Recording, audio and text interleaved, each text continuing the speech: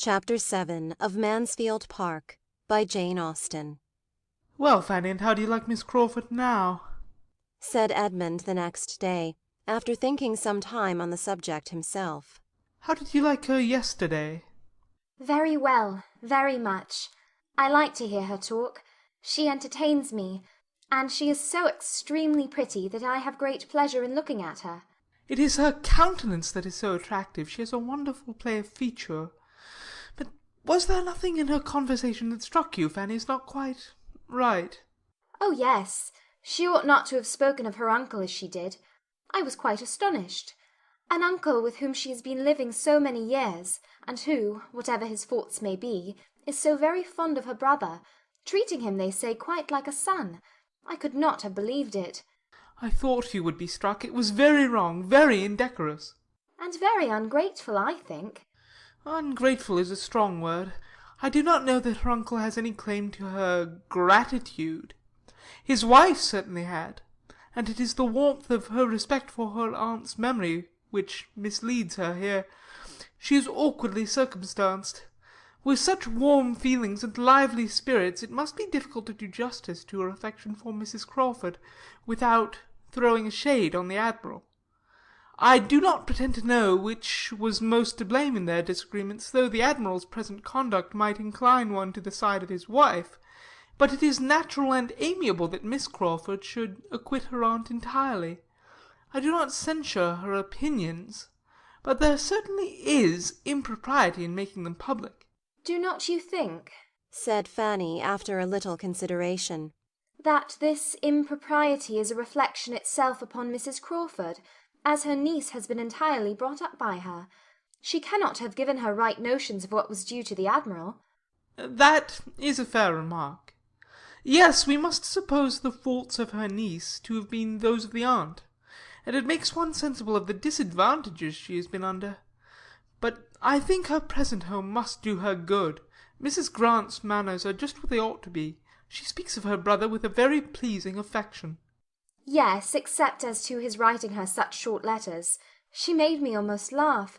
But I cannot rate so very highly the love or good nature of a brother who will not give himself the trouble of writing anything worth reading to his sisters, when they are separated. I am sure William would never have used me so, under any circumstances. And what right had she to suppose that you would not write long letters when you were absent?" "The right of a lively mind, Fanny, seizing on what may contribute to its own amusement or that of others. Perfectly allowable, when untinctured by ill humour or roughness. And there is not a shadow of either in the countenance or manner of Miss Crawford. Nothing sharp, or loud, or coarse. She is perfectly feminine, except in the instances we have been speaking of. There she cannot be justified. I am glad you saw it all as I did." Having formed her mind and gained her affections, he had a good chance of her thinking like him, though at this period, and on this subject, there began now to be some danger of dissimilarity, for he was in a line of admiration of Miss Crawford which might lead him where Fanny could not follow. Miss Crawford's attractions did not lessen. The harp arrived, and rather added to her beauty, wit, and good humour, for she played with the greatest obligingness, with an expression and taste which were peculiarly becoming, and there was something clever to be said at the close of every air. Edmund was at the parsonage every day, to be indulged with his favourite instrument. One morning secured an invitation for the next, for the lady could not be unwilling to have a listener, and everything was soon in a fair train. A young woman, pretty, lively, with a harp as elegant as herself, and both placed near a window, cut down to the ground, and opening on a little lawn, surrounded by shrubs in the rich foliage of summer, was enough to catch any man's heart. The season, the scene, the air, were all favourable to tenderness and sentiment. Mrs. Grant and her tambour frame were not without their use. It was all in harmony, and as everything will turn to account when love is once set going, even the sandwich tray, and Dr. Grant doing the honours of it, were worth looking at. Without studying the business, however, or knowing what he was about, Edmund was beginning, at the end of a week of such intercourse, to be a good deal in love, and to the credit of the lady it may be added that, without his being a man of the world or an elder brother, Without any of the arts of flattery or the gaieties of small talk, he began to be agreeable to her. She felt it to be so, though she had not foreseen and could hardly understand it, for he was not pleasant by any common rule, he talked no nonsense, he paid no compliments, his opinions were unbending, his attentions tranquil and simple. There was a charm perhaps in his sincerity, his steadiness, his integrity, which Miss Crawford might be equal to feel, though not equal to discuss with herself. She did not think very much about it, however. He pleased her enough for the present. She liked to have him near her. It was enough. Fanny could not wonder that Edmund was at the parsonage every morning.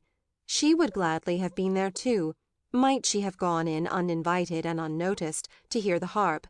Neither could she wonder that, when the evening stroll was over, and the two families parted again, he should think it right to attend Mrs. Grant and her sister to their home, while Mr. Crawford was devoted to the ladies of the park. But she thought it a very bad exchange, and if Edmund were not there to mix the wine and water for her, would rather go without it than not. She was a little surprised that he could spend so many hours with Miss Crawford, and not see more of the sort of fault which he had already observed, and of which she was almost always reminded by a something of the same nature whenever she was in her company. But so it was. Edmund was fond of speaking to her of Miss Crawford, but he seemed to think it enough that the Admiral had since been spared, and she scrupled to point out her own remarks to him, lest it should appear like ill-nature. The first actual pain which Miss Crawford occasioned her was the consequence of an inclination to learn to ride, which the former caught, soon after her being settled at Mansfield, from the example of the young ladies at the park, and which, when Edmund's acquaintance with her increased, led to his encouraging the wish, and the offer of his own quiet mare for the purpose of her first attempts, as the best fitted for a beginner that either stable could furnish. No pain, no injury, however, was designed by him to his cousin in this offer. She was not to lose a day's exercise by it. The mare was only to be taken down to the parsonage half an hour before her ride were to begin, and Fanny, on its first being proposed, so far from feeling slighted, was almost overpowered with gratitude that he should be asking her leave for it. Miss Crawford made her first essay with great credit to herself and no inconvenience to Fanny.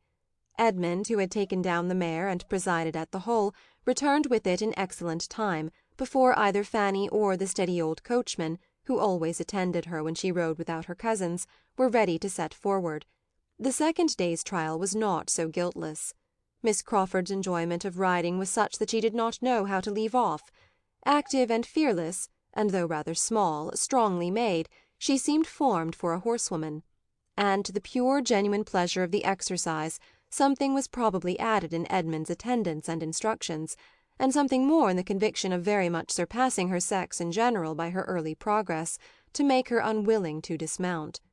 Fanny was ready and waiting, and Mrs. Norris was beginning to scold her for not being gone, and still no horse was announced, no Edmund appeared. To avoid her aunt, and look for him, she went out. The houses, though scarcely half a mile apart, were not within sight of each other. But by walking 50 yards from the hall door, she could look down the park and command a view of the parsonage and all its domains, gently rising beyond the village road.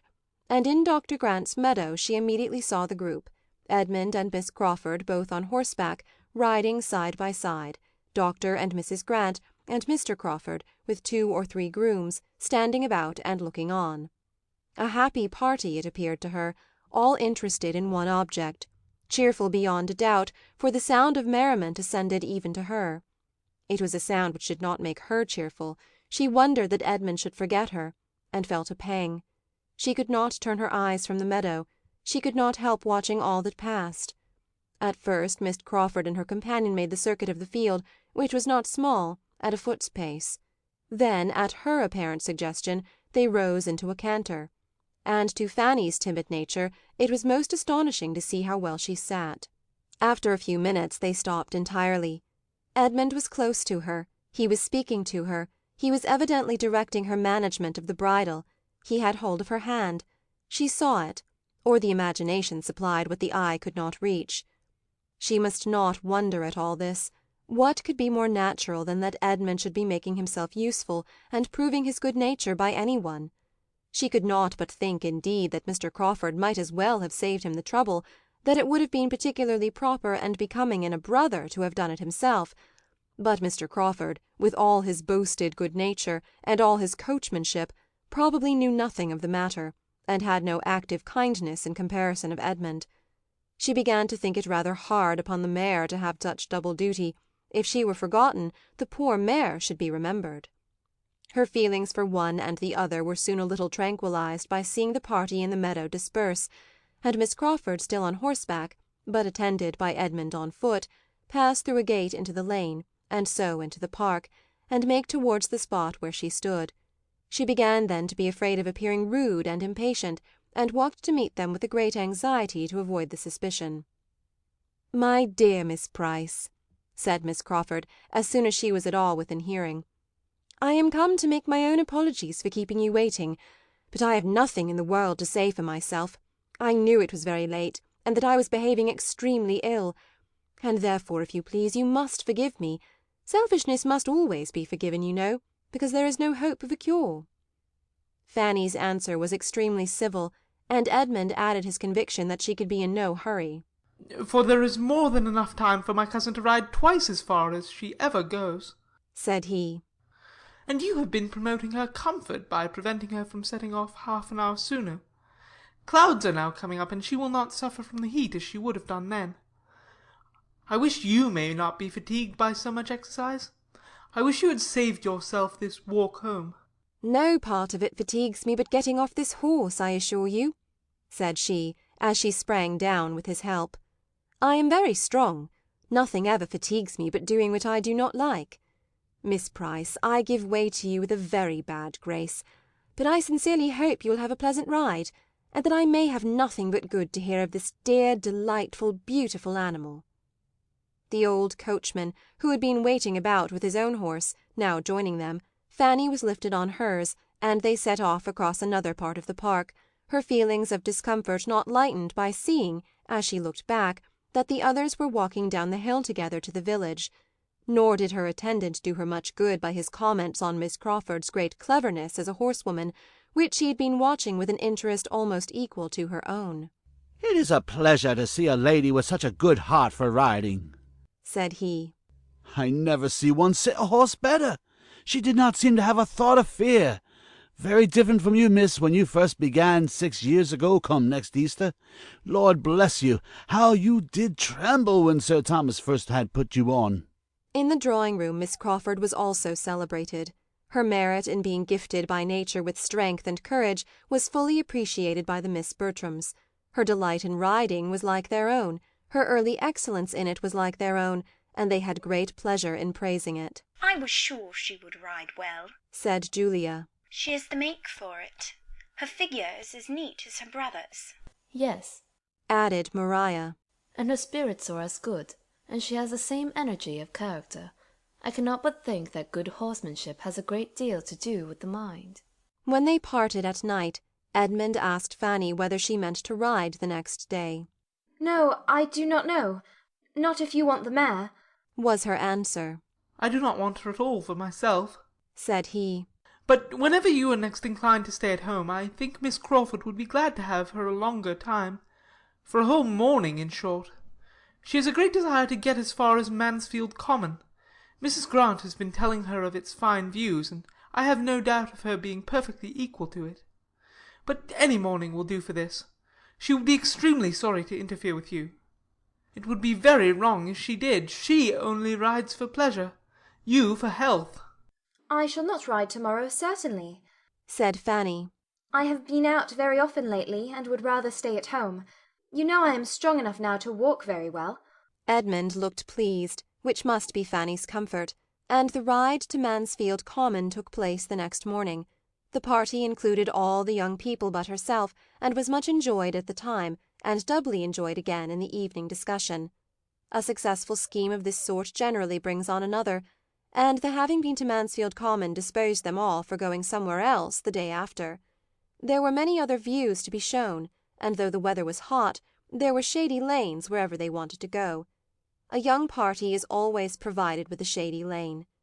4 fine mornings successively were spent in this manner, in showing the Crawfords the country and doing the honours of its finest spots. Everything answered, it was all gaiety and good humour, the heat only supplying inconvenience enough to be talked of with pleasure, till the fourth day, when the happiness of one of the party was exceedingly clouded. Miss Bertram was the one. Edmund and Julia were to dine at the parsonage, and she was excluded. It was meant and done by Mrs. Grant with perfect good humour, on Mr. Rushworth's account, who was partly expected at the Park that day, but it was felt as a very grievous injury, and her good manners were severely taxed to conceal her vexation and anger till she reached home. As Mr. Rushworth did not come, the injury was increased, and she had not even the relief of showing her power over him. She could only be sullen to her mother, aunt, and cousin, and throw as great a gloom as possible over their dinner and dessert. Between 10 and 11 Edmund and Julia walked into the drawing-room, fresh with the evening air, glowing and cheerful, the very reverse of what they found in the three ladies sitting there, for Maria would scarcely raise her eyes from her book, and Lady Bertram was half asleep, and even Mrs. Norris, discomposed by her niece's ill-humour, and having asked one or two questions about the dinner, which were not immediately attended to, seemed almost determined to say no more. For a few minutes the brother and sister were too eager in their praise of the night and their remarks on the stars to think beyond themselves. But when the first pause came, Edmund, looking around, said, "But where is Fanny? Is she gone to bed?" "No, not that I know of," replied Mrs. Norris. "She was here a moment ago." Her own gentle voice, speaking from the other end of the room, which was a very long one, told them that she was on the sofa. Mrs. Norris began scolding. "That is a very foolish trick, Fanny, to be idling away all the evening upon a sofa. Why cannot you come and sit here and employ yourself as we do? If you have no work of your own, I can supply you from the poor basket. There is all the new calico that was bought last week not touched yet. I am sure I almost broke my back by cutting it out. You should learn to think of other people, and take my word for it, it is a shocking trick for a young person to be always lolling upon a sofa." Before half this was said, Fanny was returned to her seat at the table, and had taken up her work again, and Julia, who was in high good humour from the pleasures of the day, did her the justice of exclaiming, "I must say, ma'am, that Fanny is as little upon the sofa as anybody in the house." "Fanny," said Edmund, after looking at her attentively, "I'm sure you have the headache." She could not deny it, but said it was not very bad. "I can hardly believe you." He replied, "I know your looks too well. How long have you had it?" "Since a little before dinner. It is nothing but the heat." "Did you go out in the heat?" "Go out? To be sure she did," said Mrs. Norris. "Would you have her stay within such a fine day as this? Were we not all out? Even your mother was out to-day for above an hour." "Yes, indeed, Edmund," added her ladyship, who had been thoroughly awakened by Mrs. Norris's sharp reprimand to Fanny. "I was out above an hour. I sat 3/4 of an hour in the flower garden while Fanny cut the roses. And very pleasant it was, I assure you, but very hot. It was shady enough in the alcove, but I declare I quite dreaded the coming home again." "Fanny has been cutting roses, has she?" "Yes, and I'm afraid they will be the last this year. Poor thing, she found it hot enough, but they were so full-blown that one could not wait." "There was no help for it, certainly," rejoined Mrs. Norris in rather a softened voice. "but I question whether her headache might not be caught then, sister. There is nothing so likely to give it as standing and stooping in a hot sun. But I dare say it will be well tomorrow. Suppose you let her have your aromatic vinegar. I always forget to have mine filled." "She has got it," said Lady Bertram. "She has had it ever since she came back from your house the second time." "What?" cried Edmund. "Has she been walking as well as cutting roses? Walking across the hot park to your house, and doing it twice, ma'am? No wonder her head aches." Mrs. Norris was talking to Julia, and did not hear. "I was afraid it would be too much for her," said Lady Bertram. "but when the roses were gathered, your aunt wished to have them, and then you know they must be taken home." "But were there roses enough to oblige her to go twice?" "No, but they were to be put into the spare room to dry, and unluckily Fanny forgot to lock the door of the room and bring away the key, so she was obliged to go again." Edmund got up and walked about the room, saying, And could nobody be employed on such an errand but Fanny? Upon my word, ma'am, it has been a very ill-managed business. I am sure I do not know how it was to have been done better. cried Mrs. Norris, unable to be longer deaf. Unless I had gone myself, indeed. But I cannot be in two places at once, and I was talking to Mr. Green at that very time about your mother's dairymaid by her desire, and had promised John Groom to write to Mrs. Jeffreys about his son, and the poor fellow was waiting for me half an hour. I think nobody can justly accuse me of sparing myself upon any occasion, but really I cannot do everything at once. And as for Fanny's just stepping down to my house for me, it is not much above 1/4 mile. I cannot think I was unreasonable to ask it. How often do I pace it 3 times a day, early and late, aye, in all weathers too, and say nothing about it? I wish Fanny had half your strength, ma'am. If Fanny would be more regular in her exercise, she would not be knocked up so soon. She has not been out on horseback now this long while, and I am persuaded that when she does not ride, she ought to walk. If she had been riding before, I should not have asked it of her, but I thought it would rather do her good after stooping among the roses, for there is nothing so refreshing as a walk after a fatigue of that kind, and though the sun was strong, it was not so very hot. Between ourselves, Edmund, Nodding significantly at his mother. it was cutting the roses and dawdling about in the flower garden that did the mischief. I am afraid it was, indeed, said the more candid Lady Bertram, who had overheard her. I am very much afraid she caught the headache there, for the heat was enough to kill anybody. It was as much as I could bear myself, sitting and calling to Pug, and trying to keep him from the flower-beds was almost too much for me. Edmund said no more to either lady, but going quietly to another table, on which the supper-tray yet remained, brought a glass of Madeira to Fanny, and obliged her to drink the greater part. She wished to be able to decline it, but the tears, which a variety of feelings created, made it easier to swallow than to speak. Vexed as Edmund was with his mother and aunt, he was still more angry with himself. His own forgetfulness of her was worse than anything which they had done. Nothing of this would have happened had she been properly considered, but she had been left 4 days together without any choice of companions or exercise, and without any excuse for avoiding whatever her unreasonable aunts might require. He was ashamed to think that for 4 days together she had not had the power of riding, and very seriously resolved, however unwilling he must be to check a pleasure of Miss Crawford's, that it should never happen again. Fanny went to bed with her heart as full as on the first evening of her arrival at the Park. The state of her spirits had probably had its share in her indisposition, for she had been feeling neglected, and been struggling against discontent and envy for some days past. As she leant on the sofa, to which she had retreated that she might not be seen, the pain of her mind had been much beyond that in her head, and the sudden change which Edmund's kindness had then occasioned made her hardly know how to support herself. End of chapter 7.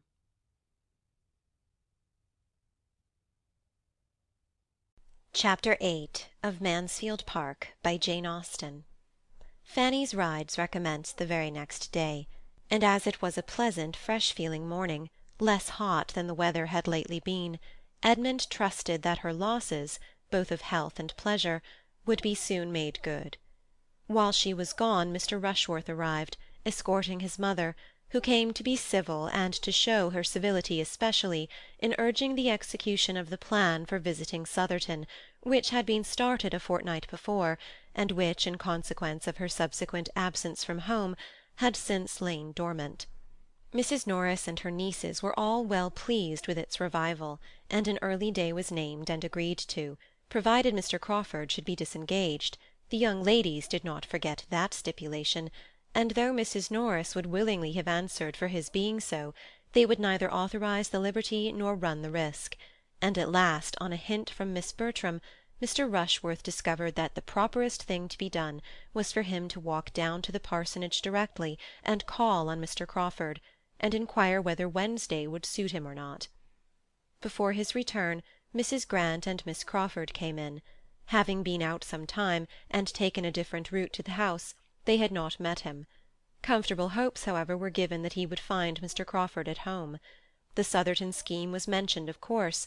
It was hardly possible, indeed, that anything else should be talked of, for Mrs. Norris was in high spirits about it, and Mrs. Rushworth, a well-meaning, civil, prosing, pompous woman, who thought nothing of consequence, but as it related to her own and her son's concerns, had not yet given over pressing Lady Bertram to be of the party.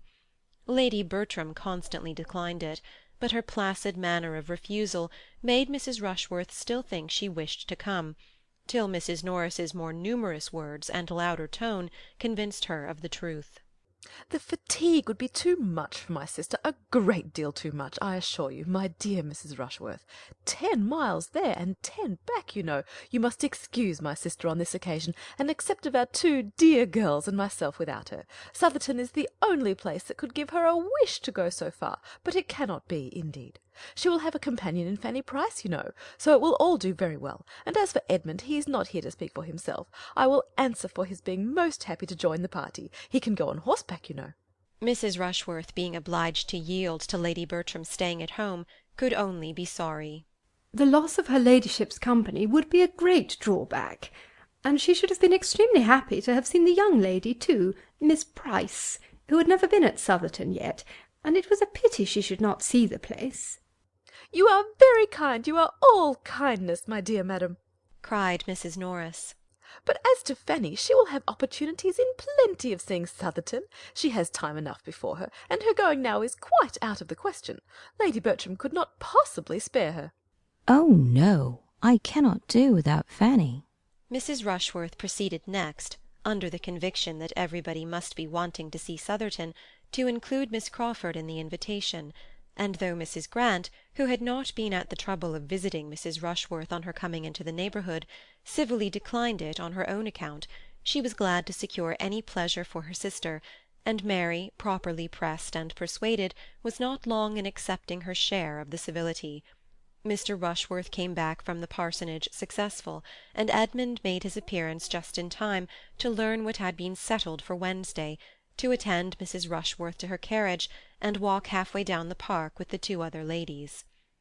On his return to the breakfast-room, he found Mrs. Norris trying to make up her mind as to whether Miss Crawford's being of the party were desirable or not, or whether her brother's barouche would not be full without her. The Miss Bertrams laughed at the idea, assuring her that the barouche would hold 4 perfectly well, independent of the box, on which one might go with him. But why is it necessary, said Edmund, that Crawford's carriage or his only should be employed? Why is no use to be made of my mother's chaise? I could not, when the scheme was first mentioned the other day, understand why a visit from the family were not to be made in the carriage of the family. What? cried Julia. Go boxed up 3 in a post-chaise in this weather, when we may have seats in a barouche? No, my dear Edmund, that will not quite do. Besides, said Maria, I know that Mr. Crawford depends upon taking us. After what passed at first, he would claim it as a promise. And, my dear Edmund, added Mrs. Norris, taking out 2 carriages when one will do would be trouble for nothing, and between ourselves, Coachman is not very fond of the roads between this and Southerton. He always complains bitterly of the narrow lanes scratching his carriage, and you know one should not like to have dear Sir Thomas, when he comes home, find all the varnish scratched off. That would not be a very handsome reason for using Mr. Crawford's, said Maria. But the truth is that Wilcox is a stupid old fellow, and does not know how to drive. I will answer for it that we shall find no inconvenience from narrow roads on Wednesday. There is no hardship, I suppose, nothing unpleasant, said Edmund, in going on the barouche box. Unpleasant? cried Maria. Oh dear, I believe it would be generally thought the favourite seat. There can be no comparison as to one's view of the country. Probably Miss Crawford will choose the barouche box herself. Well, there can be no objection then to Fanny's going with you. There can be no doubt of your having room for her. Fanny? repeated Mrs. Norris. My dear Edmund, there is no idea of her going with us. She stays with her aunt. I told Mrs. Rushworth so. She is not expected. You can have no reason, I imagine, madam, said he, addressing his mother, for wishing Fanny not to be of the party, but as it relates to yourself, to your own comfort. If you could do without her, you would not wish to keep her at home. To be sure, not. But I cannot do without her. You can if I stay at home with you, as I mean to do. There was a general cry-out at this. Yes, he continued, there is no necessity for my going, and I mean to stay at home. Fanny has a great desire to see Southerton. I know she wishes it very much. She has not often a gratification of the kind. And I am sure, ma'am, you would be glad to give her the pleasure now. Oh, yes, very glad, if your aunt sees no objection. Mrs. Norris was very ready with the only objection which could remain, their having positively assured Mrs. Rushworth that Fanny could not go, and the very strange appearance there would consequently be in taking her, which seemed to her a difficulty quite impossible to be got over. It must have the strangest appearance. It would be something so very unceremonious, so bordering on disrespect for Mrs. Rushworth, whose own manners were such a pattern of good breeding and attention, that she really did not feel equal to it. Mrs. Norris had no affection for Fanny, and no wish of procuring her pleasure at any time, but her opposition to Edmund now arose more from partiality for her own scheme, because it was her own, than from anything else. She felt that she had arranged everything extremely well, and that any alteration must be for the worse. When Edmund, therefore, told her in reply, as he did when she would give him the hearing, that she need not distress herself on Mrs. Rushworth's account, because he had taken the opportunity, as he walked with her through the hall, of mentioning Miss Price as one who would probably be of the party, and had directly received a very sufficient invitation for his cousin, Mrs. Norris was too much vexed to submit with a very good grace, and would only say, very well, just as you choose. Settle it your own way. I am sure I do not care about it. It seems very odd, said Maria, that you should be staying at home instead of Fanny. I'm sure she ought to be very much obliged to you, added Julia, hastily leaving the room as she spoke, from a consciousness that she ought to offer to stay at home herself. Fanny will feel quite as grateful as the occasion requires, was Edmund's only reply, and the subject dropped.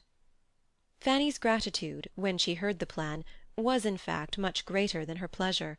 She felt Edmund's kindness with all, and more than all, the sensibility which he, unsuspicious of her fond attachment, could be aware of, but that he should forego any enjoyment on her account gave her pain, and her own satisfaction in seeing Southerton would be nothing without him.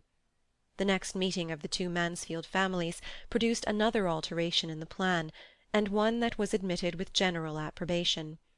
Mrs. Grant offered herself as companion for the day to Lady Bertram in lieu of her son, and Dr. Grant was to join them at dinner.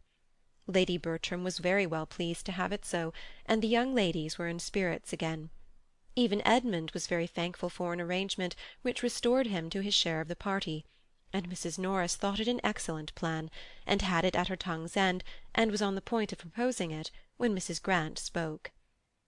Wednesday was fine, and soon after breakfast the barouche arrived, Mr. Crawford driving his sisters, and as everybody was ready, there was nothing to be done but for Mrs. Grant to alight and the others to take their places. The place of all places, the envied seat, the post of honour, was unappropriated. To whose happy lot was it to fall?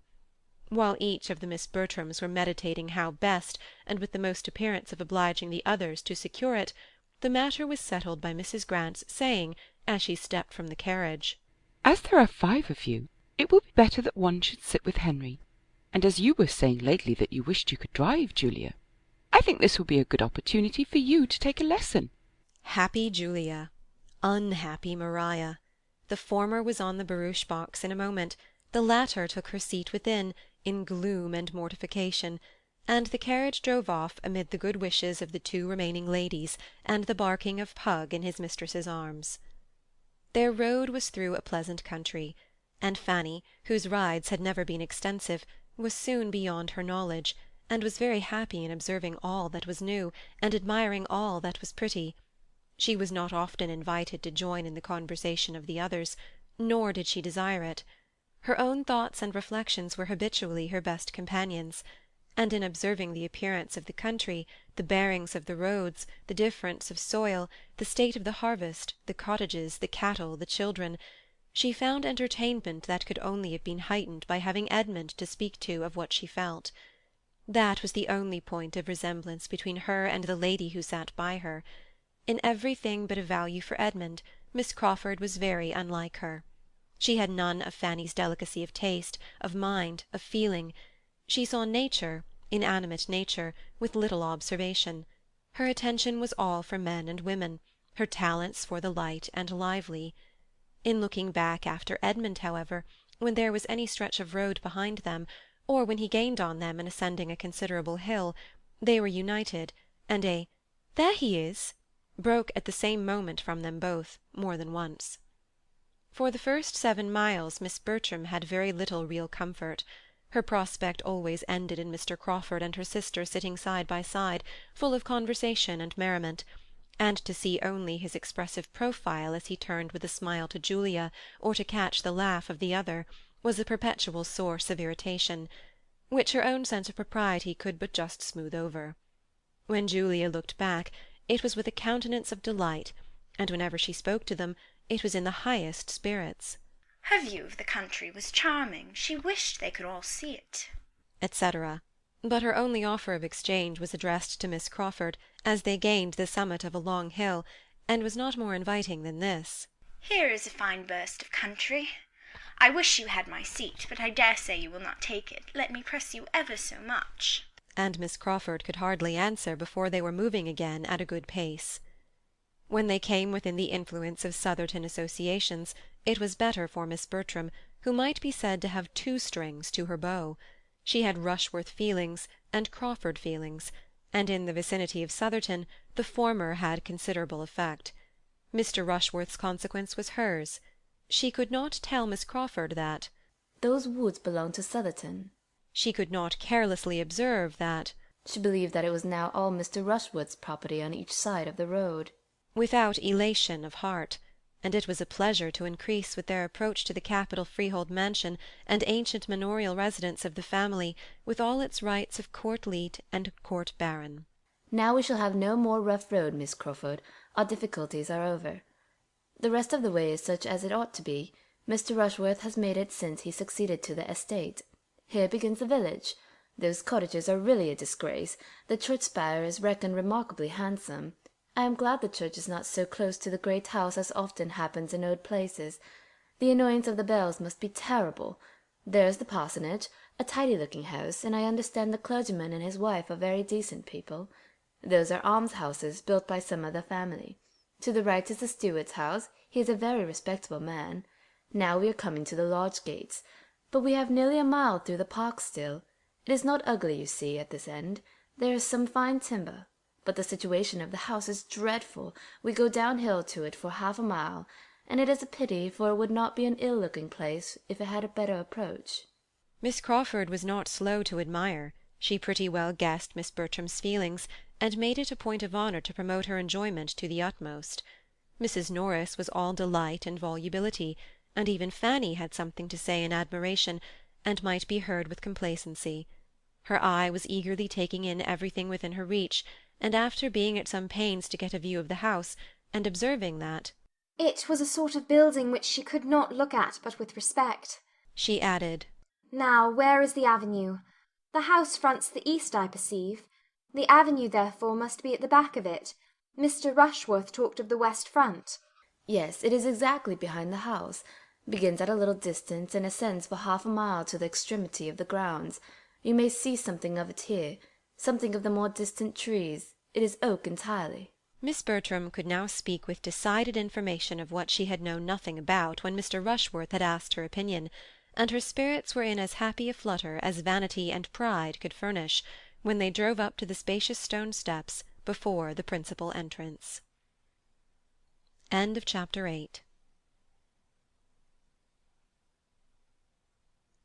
Chapter 9 of Mansfield Park by Jane Austen.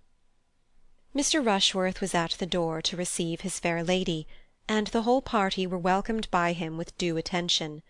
In the drawing-room they were met with equal cordiality by the mother, and Miss Bertram had all the distinction with each that she could wish. After the business of arriving was over, it was first necessary to eat, and the doors were thrown open to admit them through 1 or 2 intermediate rooms into the appointed dining-parlour, where a collation was prepared with abundance and elegance.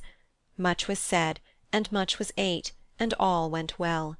The particular object of the day was then considered. How would Mr. Crawford like, in what manner would he choose, to take a survey of the grounds? Mr. Rushworth mentioned his curricle. Mr. Crawford suggested the greater desirableness of some carriage which might convey more than two. To be depriving themselves of the advantage of other eyes and other judgments might be an evil even beyond the loss of present pleasure. Mrs. Rushworth proposed that the chaise should be taken also, but this was scarcely received as an amendment. The young ladies neither smiled nor spoke. Her next proposition, of showing the house to such of them as had not been there before, was more acceptable, for Miss Bertram was pleased to have its size displayed, and all were glad to be doing something. The whole party rose accordingly, and under Mrs. Rushworth's guidance were shown through a number of rooms, all lofty, and many large, and amply furnished in the taste of 50 years back, with shining floors, solid mahogany, rich damask, marble, gilding, and carving, each handsome in its way. Of pictures there were abundance, and some few good, but the larger part were family portraits, no longer anything to anybody but Mrs. Rushworth, who had been at great pains to learn all that the housekeeper could teach, and was now almost equally well qualified to show the house. On the present occasion she addressed herself chiefly to Miss Crawford and Fanny, but there was no comparison in the willingness of their attention, for Miss Crawford, who had seen scores of great houses, and cared for none of them, had only the appearance of civilly listening, while Fanny, to whom everything was almost as interesting as it was new, attended with unaffected earnestness to all that Mrs. Rushworth could relate of the family in former times, its rise and grandeur, regal visits and loyal efforts, delighted to connect anything with history already known, or warm her imagination with scenes of the past. The situation of the house excluded the possibility of much prospect from any of the rooms, and while Fanny and some of the others were attending Mrs. Rushworth, Henry Crawford was looking grave and shaking his head at the windows. Every room on the west front looked across a lawn to the beginning of the avenue immediately beyond tall iron palisades and gates.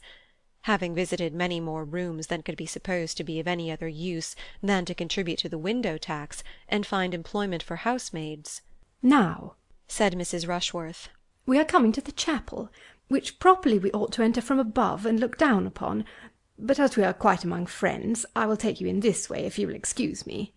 They entered. Fanny's imagination had prepared her for something grander than a mere spacious oblong room fitted up for the purposes of devotion, with nothing more striking or more solemn than the profusion of mahogany and the crimson velvet cushions appearing over the ledge of the family gallery above. "I am disappointed," said she in a low voice to Edmund. "This is not my idea of a chapel. There is nothing awful here, nothing melancholy, nothing grand. Here are no aisles, no arches, no inscriptions, no banners. No banners, cousin, to be blown by the night wind of heaven. No signs that a Scottish monarch sleeps below." You forget, Fanny, how lately all this has been built, and for how confined a purpose compared with the old chapels of castles and monasteries. It was only for the private use of the family.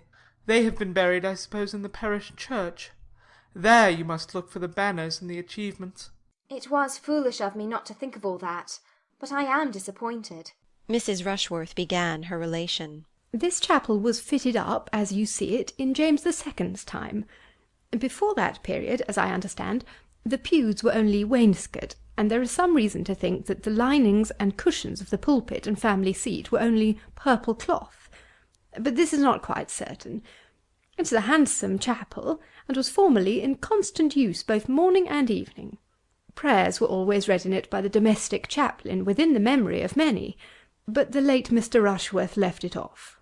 "Every generation has its improvements," said Miss Crawford, with a smile, to Edmund. Mrs. Rushworth was gone to repeat her lesson to Mr. Crawford, and Edmund, Fanny, and Miss Crawford remained in a cluster together. "It is a pity," cried Fanny, "that the custom should have been discontinued. It was a valuable part of former times. There is something in a chapel and chaplain so much in character with a great house, with one's ideas of what such a household should be. A whole family assembling regularly for the purpose of prayer is fine." "Very fine indeed," said Miss Crawford, laughing. "It must do the heads of the family a great deal of good to force all the poor housemaids and footmen to leave business and pleasure, and say their prayers here twice a day, while they are inventing excuses themselves for staying away." That is hardly Fanny's idea of a family assembling, said Edmund. If the master and mistress do not attend themselves, there must be more harm than good in the custom. At any rate, it is safer to leave people to their own devices on such subjects. Everybody likes to go their own way, to choose their own time and manner of devotion. The obligation of attendance, the formality, the restraint, the length of time, altogether it is a formidable thing, and what nobody likes.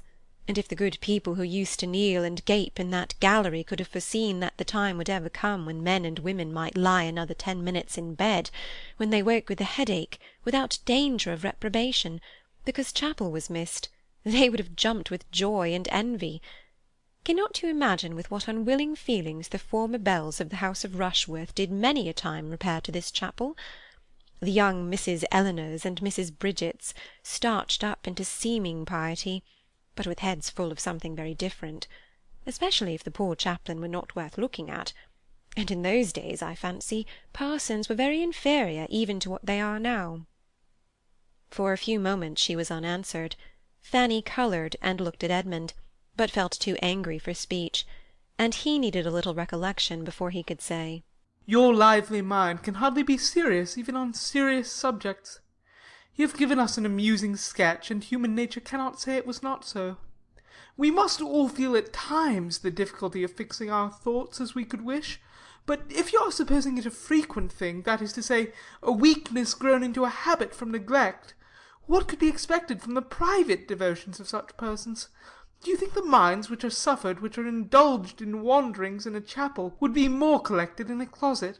Yes, yes, very likely. They would have 2 chances at least in their favour. There would be less to distract the attention from without, and it would not be tried so long.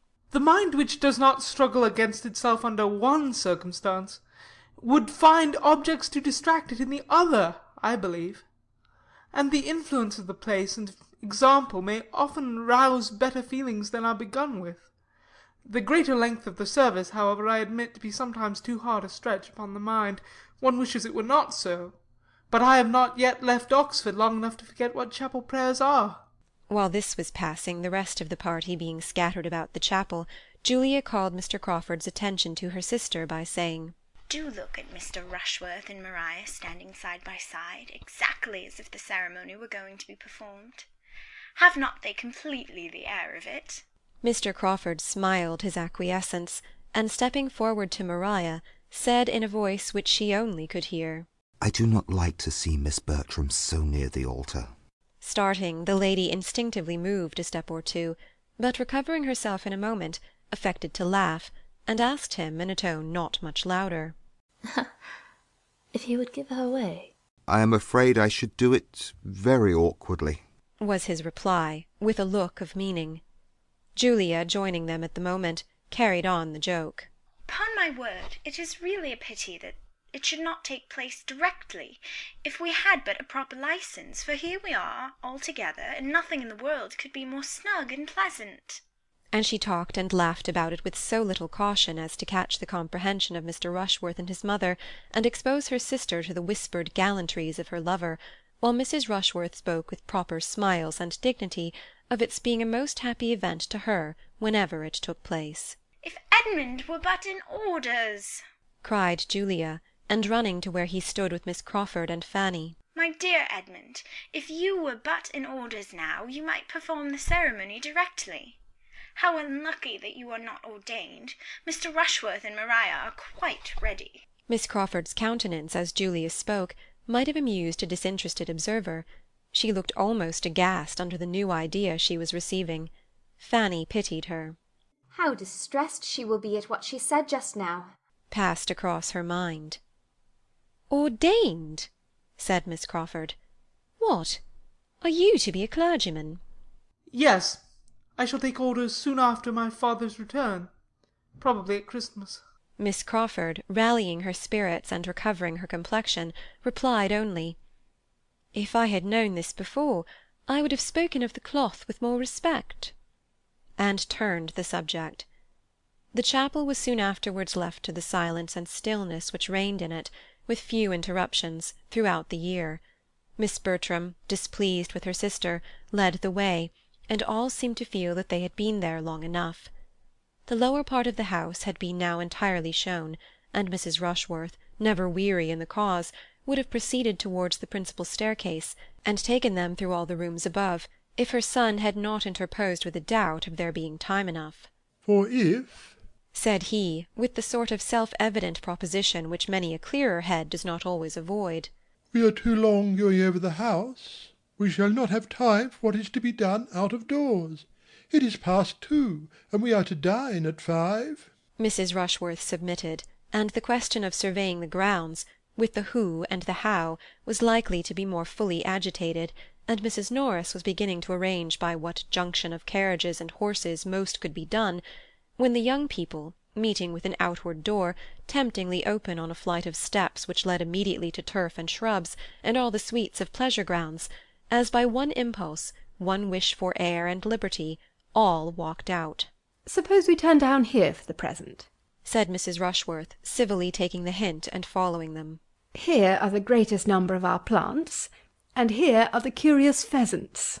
Query, said Mr. Crawford, looking round him, whether we may not find something to employ us here before we go farther.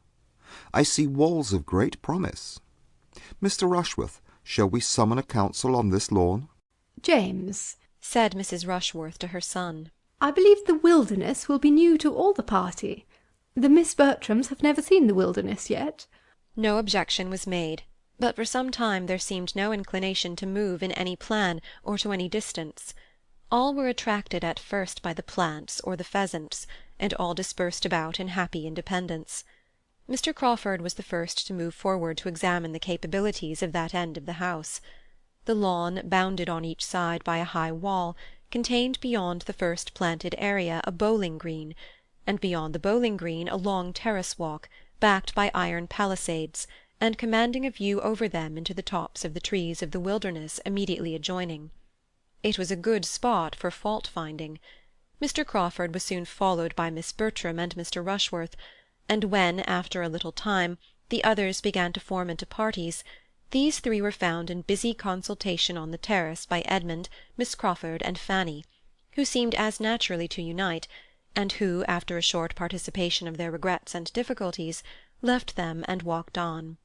The remaining three, Mrs. Rushworth, Mrs. Norris, and Julia, were still far behind, for Julia, whose happy star no longer prevailed, was obliged to keep by the side of Mrs. Rushworth, and restrain her impatient feet to that lady's slow pace, while her aunt, having fallen in with the housekeeper, who was come out to feed the pheasants, was lingering behind in gossip with her. Poor Julia, the only one out of the 9 not tolerably satisfied with their lot, was now in a state of complete penance, and as different from the Julia of the barouche box as could well be imagined. The politeness which she had been brought up to exercise as a duty made it impossible for her to escape, while the want of that higher species of self-command, that just consideration of others, that knowledge of her own heart, that principle of right, which had not formed any essential part of her education, made her miserable under it. "This is insufferably hot," said Miss Crawford, when they had taken one turn on the terrace, and were drawing a second time to the door in the middle which opened to the wilderness. "Shall any of us object to being comfortable? Here is a nice little wood, if one can but get into it. What happiness if the door should not be locked! But of course it is, for in these great places the gardeners are the only people who can go where they like." The door, however, proved not to be locked, and they were all agreed in turning joyfully through it, and leaving the unmitigated glare of day behind. A considerable flight of steps landed them in the wilderness, which was a planted wood of about 2 acres, and though chiefly of larch and laurel, and beech cut down, and though laid out with too much regularity, was darkness and shade, and natural beauty, compared with the bowling-green and the terrace. They all felt the refreshment of it, and for some time could only walk and admire. At length, after a short pause, Miss Crawford began with, "So you are to be a clergyman, Mr. Bertram. This is rather a surprise to me." Why should it surprise you? You must suppose me designed for some profession, and might perceive that I am neither a lawyer, nor a soldier, nor a sailor. Very true, but in short it had not occurred to me. And you know there is generally an uncle or a grandfather to leave a fortune to the second son. A very praiseworthy practice, said Edmund. But not quite universal. I am one of the exceptions, and, being one, must do something for myself. But why are you to be a clergyman? I thought that was always the lot of the youngest, where there are many to choose before him. Do you think the Church itself never chosen, then? Never is a black word. But yes, in the never of conversation, which means not very often, I do think it. For what is to be done in the Church? Men love to distinguish themselves, and in either of the other lines distinction may be gained, but not in the Church. A clergyman is nothing. The nothing of conversation has its gradations, I hope, as well as the never. A clergyman cannot be high in state or fashion. He must not head mobs or set the tone in dress. But I cannot call that situation nothing which has the charge of all that is of the first importance to mankind, individually or collectively considered, temporally and eternally; which has the guardianship of religion and morals, and consequently the manners which result from their influence. No one here can call the office nothing. If the man who holds it is so, it is by the neglect of his duty, by foregoing its just importance, and stepping out of his place to appear what he ought not to appear. You assign greater consequence to the clergyman than one has been used to hear given, or than I can quite comprehend. One does not see much of this influence and importance in society, and how can it be acquired where they are so seldom seen themselves? How can 2 sermons a week, even supposing them worth hearing, supposing the preacher to have the sense to prefer Blair's to his own, do all that you speak of, govern the conduct and fashion the manners of a large congregation for the rest of the week? One scarcely sees a clergyman out of his pulpit. You are speaking of London. I am speaking of the nation at large. The metropolis, I imagine, is a pretty fair sample of the rest. Not, I should hope, of the proportion of virtue to vice throughout the kingdom. We do not look in great cities for our best morality. It is not there that respectable people of any denomination can do most good, and it certainly is not there that the influence of the clergy can be most felt. A fine preacher is followed and admired, but it is not in fine preaching only that a good clergyman will be useful in his parish and his neighbourhood, where the parish and neighbourhood are of a size capable of knowing his private character, and observing his general conduct, which in London can rarely be the case. The clergy are lost there in the crowds of their parishioners. They are known to the largest part only as preachers. And with regard to their influencing public manners, Miss Crawford must not misunderstand me, or suppose I mean to call them arbiters of good breeding, the regulators of refinement and courtesy, the masters of the ceremonies of life. The manners I speak of might rather be called conduct, perhaps, the result of good principles, the effect, in short, of those doctrines which it is their duty to teach and recommend, and it will, I believe, be everywhere found that as the clergy are, or are not, what they ought to be, so are the rest of the nation. Certainly, said Fanny, with gentle earnestness. There, cried Miss Crawford, you have quite convinced Miss Price already. I wish I could convince Miss Crawford too. I do not think you ever will, said she, with an arch smile. I am just as much surprised now as I was at first that you should intend to take orders. You really are fit for something better. Come, do change your mind. It is not too late. Go into the law. Go into the law? With as much ease as I was told to go into this wilderness. Now you are going to say something about law being the worst wilderness of the two, but I forestall you. Remember, I have forestalled you. You need not hurry when the object is only to prevent my saying a bon mot, for there is not the least wit in my nature. I am a very matter-of-fact, plain-spoken being, and may blunder on the borders of a repartee for half an hour together without striking it out. A general silence succeeded. Each was thoughtful. Fanny made the first interruption by saying, I wonder that I should be tired with only walking in this sweet wood, but the next time we come to a seat, if it is not disagreeable to you, I should be glad to sit down for a little while. My dear Fanny, cried Edmund, immediately drawing her arm within his. How thoughtless I have been. I hope you are not very tired. Perhaps, turning to Miss Crawford, my other companion may do me the honour of taking an arm. "Thank you, but I am not at all tired." She took it, however, as she spoke, and the gratification of having her do so, of feeling such a connection for the first time, made him a little forgetful of Fanny. "You scarcely touch me," said he. "You do not make me of any use. What a difference in the weight of a woman's arm from that of a man! At Oxford I have been a good deal used to have a man lean on me for the length of a street, and you are only a fly in the comparison." "I am really not tired, which I almost wonder at, for we must have walked at least a mile in this wood. Do not you think we have?" "Not half a mile," was his sturdy answer, for he was not yet so much in love as to measure distance or reckon time with feminine lawlessness. "Oh, you do not consider how much we have wound about. We have taken such a very serpentine course, and the wood itself must be half a mile long in a straight line, for we have never seen the end of it yet since we left the first great path." "But if you remember, before we left that first great path, we saw directly to the end of it. We looked down the whole vista, and saw it closed by iron gates, and it could not have been more than a furlong in length." "Oh, I know nothing of your furlongs, but I am sure it is a very long wood, and that we've been winding in and out ever since we came into it. And therefore, when I say that we have walked a mile in it, I must speak within compass." "We have been exactly a quarter of an hour here," said Edmund, taking out his watch. "Do you think we are walking 4 miles an hour?" "Oh, do not attack me with your watch. A watch is always too fast or too slow. I cannot be dictated to by a watch." A few steps farther brought them out at the bottom of the very walk they had been talking of, and standing back, well shaded and sheltered, and looking over a ha-ha into the park, was a comfortable-sized bench, on which they all sat down. "I'm afraid you are very tired, Fanny," said Edmund, observing her. "Why would you not speak sooner? This will be a bad day's amusement for you if you are to be knocked up.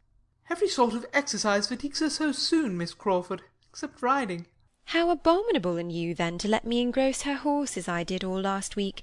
I am ashamed of you, and of myself, but it shall never happen again." "Your attentiveness and consideration makes me more sensible of my own neglect. Fanny's interest seems in safer hands with you than with me." That she should be tired now, however, gives me no surprise, for there is nothing in the course of one's duties so fatiguing as what we have been doing this morning.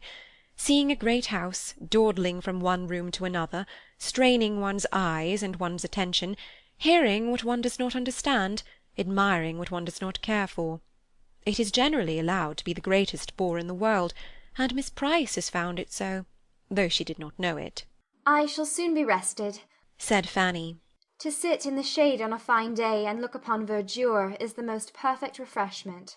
After sitting a little while, Miss Crawford was up again. "I must move," said she. "Resting fatigues me. I have looked across the ha-ha till I am weary. I must go and look through that iron gate at the same view, without being able to see it so well." Edmund left the seat likewise. "Now, Miss Crawford, if you will look up the walk, you will convince yourself that it cannot be half a mile long, or half a mile." "It is an immense distance," said she. "I see that with a glance." He still reasoned with her, but in vain. She would not calculate, she would not compare, she would only smile and assert. The greatest degree of rational consistency could not have been more engaging, and they talked with mutual satisfaction. At last it was agreed that they should endeavour to determine the dimensions of the wood by walking a little more about it. They would go to one end of it, in the line they were then in, for there was a straight green walk along the bottom by the side of the ha-ha, and perhaps turn a little way in some other direction, if it seemed likely to assist them, and be back in a few minutes. Fanny said she was rested, and would have moved too, but this was not suffered. Edmund urged her remaining where she was with an earnestness which she could not resist, and she was left on the bench to think with pleasure of her cousin's care, but with great regret that she was not stronger. She watched them till they had turned the corner, and listened till all sound of them had ceased. End of Chapter 9.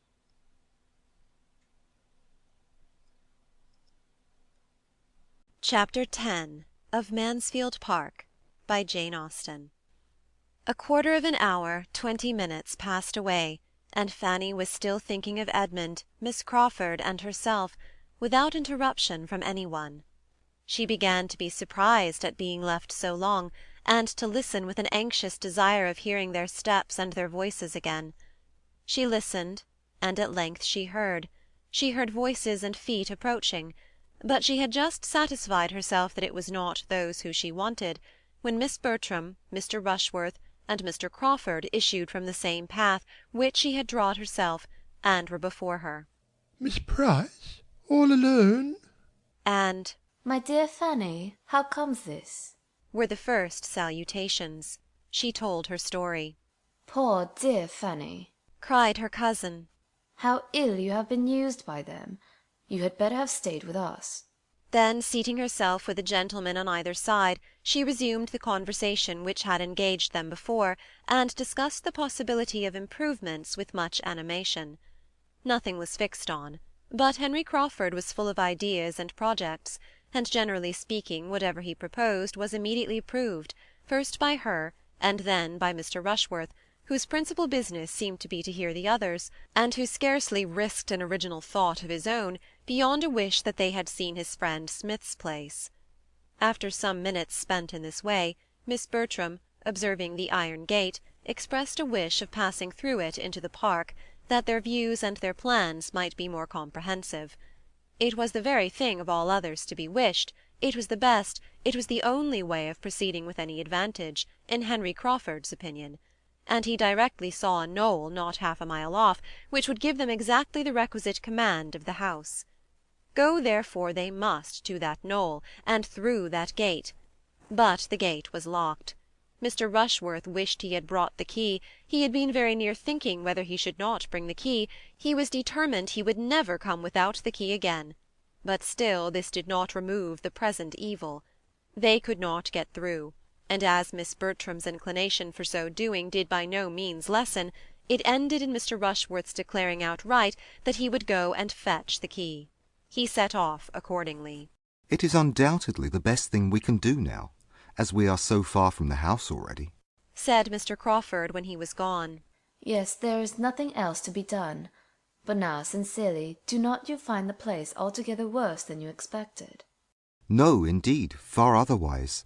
I find it better, grander, more complete in its style, though that style may not be the best, and to tell you the truth, speaking rather lower, I do not think that I shall ever see Southerton again with so much pleasure as I do now. Another summer will hardly improve it to me. After a moment's embarrassment, the lady replied, You are too much a man of the world not to see with the eyes of the world. If other people think Southerton improved, I have no doubt that you will. I am afraid I am not quite so much the man of the world as might be good for me in some points.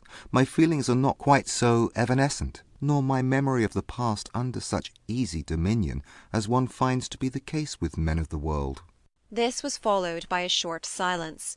Miss Bertram began again. You seem to enjoy your drive here very much this morning. I was glad to see you so well entertained. You and Julia were laughing the whole way. Were we? Yes, I believe we were. But I have not the least recollection at what. Oh, I believe I was relating to her some ridiculous stories of an old Irish groom of my uncle's. Your sister loves to laugh. You think her more light-hearted than I am? More easily amused, he replied. Consequently, you know, smiling, better company. I could not have hoped to entertain you with Irish anecdotes during a 10 miles drive. Naturally, I believe I am as lively as Julia, but I have more to think of now. You have, undoubtedly, and there are situations in which very high spirits would denote insensibility. Your prospects, however, are too fair to justify want of spirits. You have a very smiling scene before you. Do you mean literally or figuratively? Literally, I conclude. Yes, certainly the sun shines and the park looks very cheerful. But unluckily that iron gate, that ha-ha, gives me a feeling of restraint and hardship. I cannot get out, as the starling said. As she spoke, and it was with expression, she walked to the gate. He followed her. Mr. Rushworth is so long fetching this key. And for the world you would not get out without the key, and without Mr. Rushworth's authority and protection, or I think you might with little difficulty pass round the edge of the gate, here, with my assistance. I think it might be done. if you really wished to be more at large, and could allow yourself to think it not prohibited. Prohibited? Nonsense! I certainly can get out that way, and I will. Mr. Rushworth will be here in a moment, you know. We shall not be out of sight.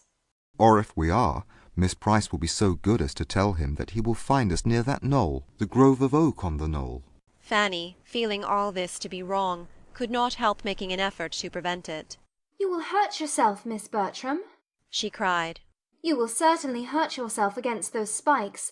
You will tear your gown. You will be in danger of slipping into the ha-ha. You had better not go. Her cousin was safe on the other side while these words were spoken, and smiling with all the good humour of success, she said, Thank you, my dear Fanny, but I and my gown are alive and well, and so good-bye. Fanny was again left to her solitude, and with no increase of pleasant feelings, for she was sorry for almost all that she had seen and heard, astonished at Miss Bertram, and angry with Mr. Crawford. By taking a circuitous route, and, as it appeared to her, a very unreasonable direction to the knoll, they were soon beyond her eye, and for some minutes longer she remained without sight or sound of any companion. She seemed to have the little wood all to herself. She could almost have thought that Edmund and Miss Crawford had left it, but that it was impossible for Edmund to forget her so entirely. She was again roused from disagreeable musings by sudden footsteps. Somebody was coming at a quick pace down the principal walk. She expected Mr. Rushworth, but it was Julia, who, hot and out of breath, and with a look of disappointment, cried out on seeing her, "Heyday! Where are the others? I thought Maria and Mr. Crawford were with you." Fanny explained. "A pretty trick, upon my word! I cannot see them anywhere," looking eagerly into the park. "But they cannot be very far off, and I think I am equal to as much as Maria, even without help." But, Julia, Mr. Rushworth will be here in a moment with the key. Do wait for Mr. Rushworth. "Not I, indeed. I have had enough of the family for one morning. Why, child, I have but this moment escaped from his horrible mother. Such a penance as I've been enduring, while you were sitting here so composed and so happy. It might have been as well, perhaps, if you had been in my place, but you always contrive to keep out of these scrapes." This was a most unjust reflection, but Fanny could allow for it, and let it pass. Julia was vexed, and her temper was hasty, but she felt that it would not last, and therefore, taking no notice, only asked her if she had not seen Mr. Rushworth. Yes, we saw him. He was posting away as if upon life and death, and could but just spare time to tell us his errand and where you all were. It is a pity he should have so much trouble for nothing. That is Miss Maria's concern. I'm not obliged to punish myself for her sins. The mother I could not avoid as long as my tiresome aunt was dancing about with the housekeeper, but the son I can get away from. And she immediately scrambled across the fence and walked away, not attending to Fanny's last question of whether she had seen anything of Miss Crawford and Edmund. The sort of dread in which Fanny now sat of seeing Mr. Rushworth prevented her thinking so much of their continued absence, however, as she might have done. She felt that he had been very ill-used, and was quite unhappy in having to communicate what had passed. He joined her within 5 minutes after Julia's exit, and though she made the best of the story, he was evidently mortified and displeased in no common degree. At first he scarcely said anything. His looks only expressed his extreme surprise and vexation, and he walked to the gate and stood there, without seeming to know what to do. They desired me to stay. My cousin Maria charged me to say that you would find them at that knoll, or thereabouts. "I do not believe I shall go any farther," said he sullenly. "I see nothing of them. By the time I get to the knoll they may be gone somewhere else. I have had walking enough." And he sat down with a most gloomy countenance by Fanny. "I am very sorry," said she. "It is very unlucky." And she longed to be able to say something more to the purpose. After an interval of silence, "I think they might as well have stayed for me," said he. "Miss Bertram thought you would follow her." "I should not have had to follow her if she had stayed." This could not be denied, and Fanny was silenced. After another pause he went on. "Pray, Miss Price, are you such a great admirer of this Mr. Crawford as some people are? For my part, I can see nothing in him. I do not think him at all handsome. Handsome? No one can call such an undersized man handsome. He is not 5'9". I should not wonder if he is not more than 5'8". I think he is an ill-looking fellow. In my opinion, these Crawfords are no addition at all. We did very well without them. A small sigh escaped Fanny here, and she did not know how to contradict him. If I had made any difficulty about fetching the key, there might have been some excuse. But I went the very moment she said she wanted it. Nothing could be more obliging than your manner, I am sure, and I dare say you walked as fast as you could.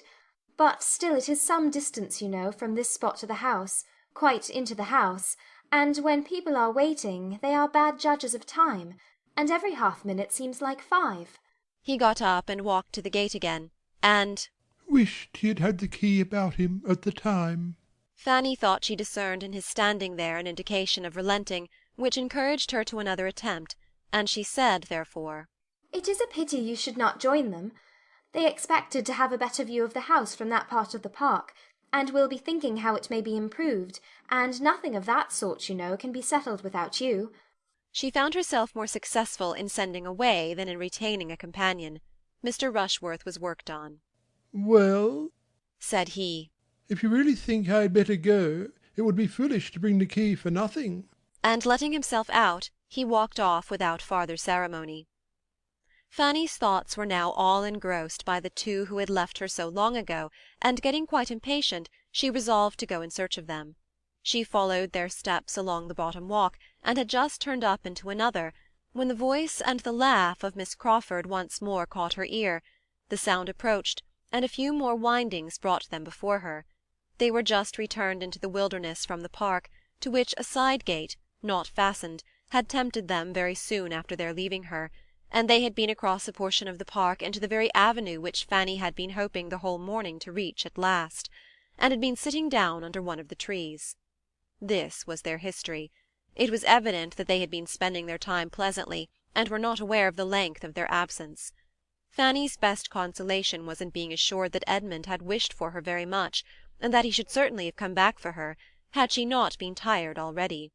But this was not quite sufficient to do away with the pain of having been left a whole hour, when he had talked of only a few minutes, nor to banish the sort of curiosity she felt to know what they had been conversing about all that time, and the result of the whole was to her disappointment and depression, as they prepared by general agreement to return to the house. On reaching the bottom of the steps to the terrace, Mrs. Rushworth and Mrs. Norris presented themselves at the top, just ready for the wilderness, at the end of an hour and a half from their leaving the house. Mrs. Norris had been too well employed to move faster. Whatever cross accidents had occurred to intercept the pleasures of her nieces, she had found a morning of complete enjoyment, for the housekeeper, after a great many courtesies on the subjects of pheasants, had taken her to the dairy, told her all about their cows, and given her the recipe for a famous cream cheese, and since Julia's leaving them they had been met by the gardener, with whom she had made a most satisfactory acquaintance, for she had set him right as to his grandson's illness, convinced him that it was an ague, and promised him a charm for it, and he in return had shown her all his choicest nursery of plants, and actually presented her with a very curious specimen of heath. On this rencontre they all returned to the house together, there to lounge away the time as they could with sofas and chit-chat and quarterly reviews, till the return of the others, and the arrival of dinner. It was late before the Miss Bertrams and the two gentlemen came in, and their ramble did not appear to have been more than partially agreeable, or at all productive of anything useful with regard to the object of the day. By their own accounts they had been all walking after each other, and the junction which had taken place at last seemed to Fanny's observation to have been as much too late for re-establishing harmony as it confessedly had been for determining on any alteration. She felt, as she looked at Julia and Mr. Rushworth, that hers was not the only dissatisfied bosom amongst them. There was gloom on the face of each. Mr. Crawford and Miss Bertram were much more gay, and she thought that he was taking particular pains, during dinner, to do away with any little resentment of the other two, and restore general good humour. Dinner was soon followed by tea and coffee. A 10 miles' drive home allowed no waste of hours, and from the time of their sitting down to table it was a quick succession of busy nothings till the carriage came to the door, and Mrs. Norris, having fidgeted about, and obtained a few pheasants' eggs and a cream cheese from the housekeeper, and made abundance of civil speeches to Mrs. Rushworth, was ready to lead the way. At the same moment, Mr. Crawford, approaching Julia, said, I hope I am not to lose my companion, unless she is afraid of the evening air in so exposed a seat. The request had not been foreseen, but was very graciously received, and Julia's day was likely to end almost as well as it began. Miss Bertram had made up her mind to something different, and was a little disappointed, but her conviction of being really the one preferred comforted her under it, and enabled her to receive Mr. Rushworth's parting attentions as she ought. He was certainly better pleased to hand her into the barouche than to assist her in ascending the box, and his complacency seemed confirmed by the arrangement. "Well, Fanny, this has been a fine day for you, upon my word," said Mrs. Norris, as they drove through the park. "Nothing but pleasure from beginning to end. I'm sure you ought to be very much obliged to your Aunt Bertram and me for contriving to let you go. A pretty good day's amusement you have had." Maria was just discontented enough to say directly, I think you have done pretty well yourself, ma'am. Your lap seems full of good things, and here's a basket of something between us which has been knocking my elbow unmercifully. "My dear, it is only a beautiful little heath, which that nice old gardener would make me take. But if it is in your way, I will have it in my lap directly. There, Fanny, you shall carry that parcel for me. Take great care of it. Do not let it fall. It is a cream cheese, just like the excellent one we had at dinner. Nothing would satisfy that good old Mrs. Whittaker but my taking one of the cheeses. I stood out as long as I could, till the tears almost came into her eyes, and I knew it was just the thought that my sister would be delighted with. That Mrs. Whittaker is a treasure. She was quite shocked when I asked her whether wine was allowed at the second table, and she has turned away 2 housemaids for wearing white gowns. Take care of the cheese, Fanny. Now, I can manage the other parcel and the basket very well." What else have you been sponging? said Maria, half pleased that Sotherton should be so complimented. "Sponging, my dear? It is nothing but 4 of those beautiful pheasants' eggs, which Mrs. Whittaker would quite force upon me. She would not take a denial. She said it must be such an amusement to me, as she understood I lived quite alone, to have a few living creatures of that sort, and so to be sure it will.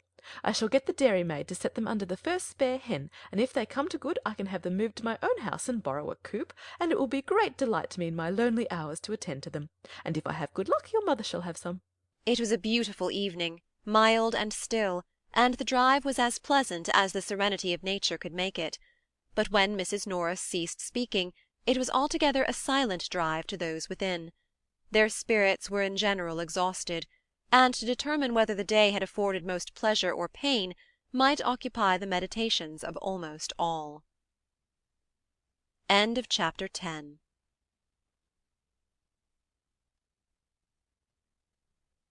Chapter 11 of Mansfield Park, by Jane Austen. The day at Sotherton, with all its imperfections, afforded the Miss Bertrams much more agreeable feelings than were derived from the letters from Antigua, which soon afterwards reached Mansfield. It was much pleasanter to think of Henry Crawford than of their father, and to think of their father in England again within a certain period, which these letters obliged them to do, was a most unwelcome exercise. November was the black month fixed for his return. Sir Thomas wrote of it with as much decision as experience and anxiety could authorize. His business was so nearly concluded as to justify him in proposing to take his passage in the September packet, and he consequently looked forward with the hope of being with his beloved family again early in November. Maria was more to be pitied than Julia, for to her the father brought a husband, and the return of the friend most solicitous for her happiness would unite her to the lover, on whom she had chosen that happiness should depend. It was a gloomy prospect, and all she could do was to throw a mist over it, and hope when the mist cleared away she should see something else. It would hardly be early in November. There were generally delays, a bad passage or something, that favouring something which everybody who shuts their eyes while they look, or their understandings while they reason, feels the comfort of. It would probably be the middle of November at least. The middle of November was 3 months off. 3 months comprised 13 weeks. Much might happen in 13 weeks. Sir Thomas would have been deeply mortified by a suspicion of half that his daughters felt on the subject of his return, and would hardly have found consolation in a knowledge of the interest it excited in the breast of another young lady. Miss Crawford, on walking up with her brother to spend the evening at Mansfield Park, heard the good news. and though seeming to have no concern in the affair beyond politeness, and to have vented all her feelings in a quiet congratulation, heard it with an attention not so easily satisfied. Mrs. Norris gave the particulars of the letters, and the subject was dropped. But after tea, as Miss Crawford was standing at an open window with Edmund and Fanny looking out on a twilight scene, while the Miss Bertrams, Mr. Rushworth, and Henry Crawford were all busy with candles at the pianoforte, she suddenly revived it by turning round towards the group and saying, "How happy Mr. Rushworth looks! He is thinking of November." Edmund looked round at Mr. Rushworth too, but had nothing to say. "Your father's return will be a very interesting event." It will indeed, after such an absence not only long, but including so many dangers. It will be the forerunner also of other interesting events. Your sister's marriage, and your taking orders." Yes.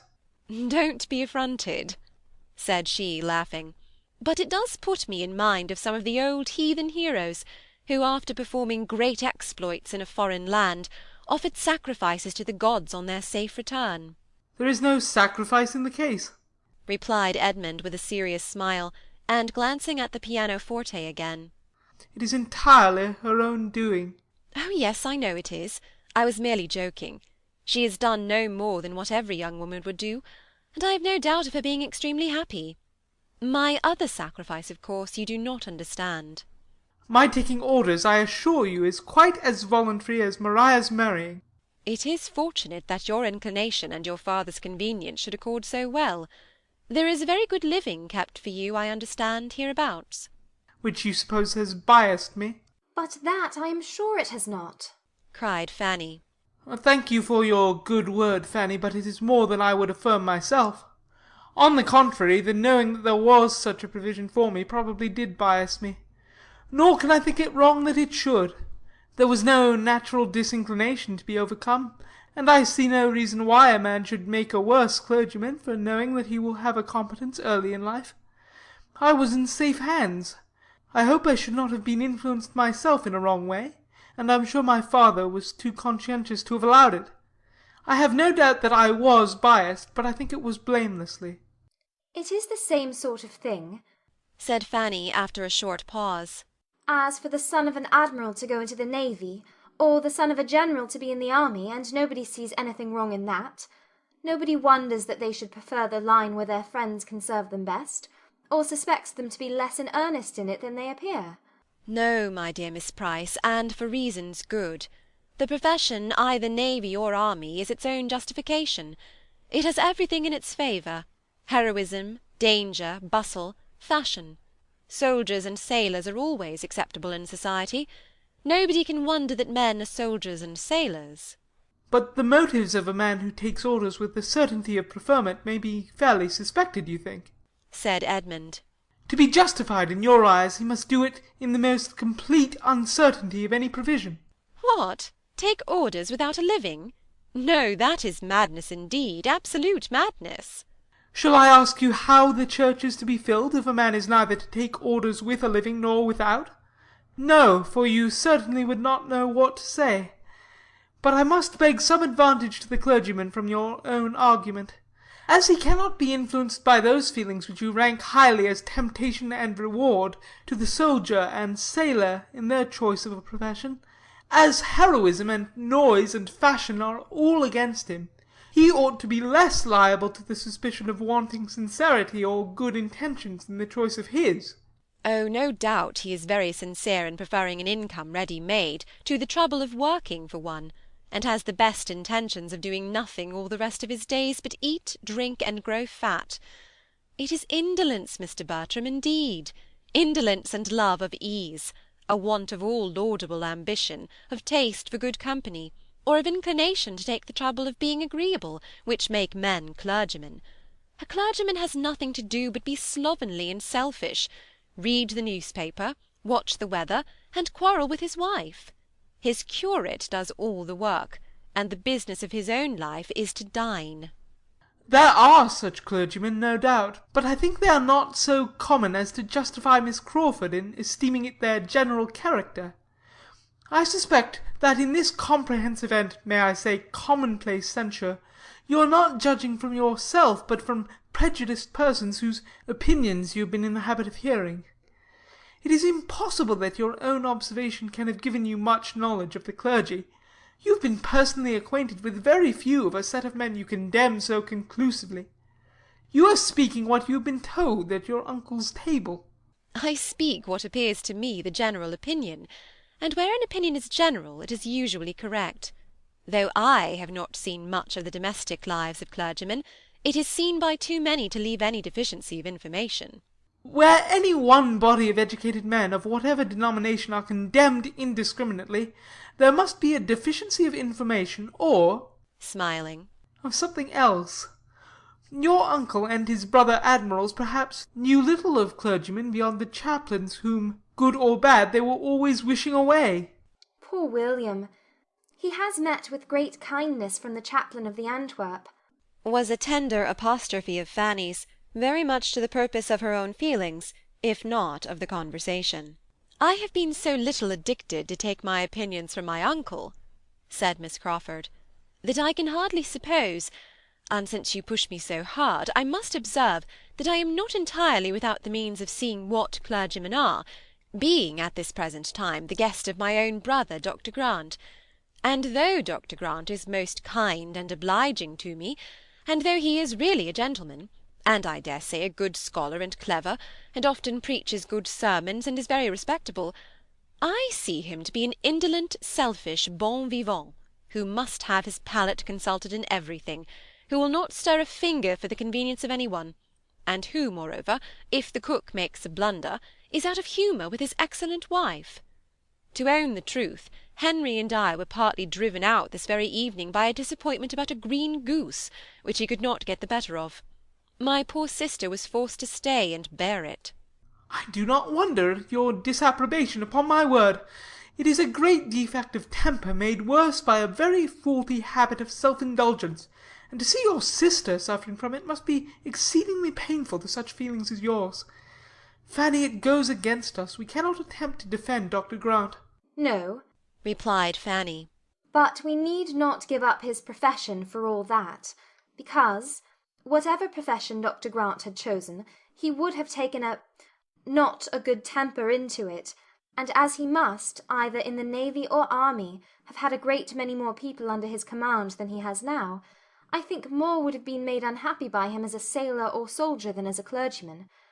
Besides, I cannot but suppose that whatever there may be to wish otherwise in Dr. Grant, would have been in a greater danger of becoming worse in a more active and worldly profession, where he would have had less time and obligation, where he might have escaped that knowledge of himself, the frequency, at least, of that knowledge which it is impossible he should escape as he is now.